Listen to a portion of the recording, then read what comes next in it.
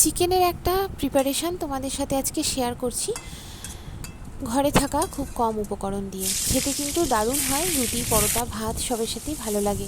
প্রথমে কড়াইতে সর্ষের তেল গরম করে কেটে রাখা আলুগুলো নুন হলুদ দিয়ে ভেজে তুলব। এবার ওই তেলের মধ্যেই তেজপাতা, গোটা গরম মশলা, বেশ কিছুটা জিরে দিয়ে দিলাম। ফোড়নের গন্ধ বেরোলে কুচিয়ে রাখা পেঁয়াজ দিলাম। নাড়াচাড়া করে পেঁয়াজ বাটা আর দুটো কাঁচা লঙ্কা দিয়ে দিলাম।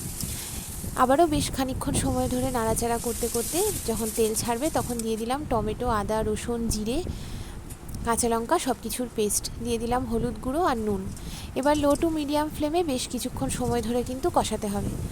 এরপরে ধুয়ে রাখা চিকেনটা দিয়ে আবারও অনেকক্ষণ সময় ধরে কিন্তু কষাবো।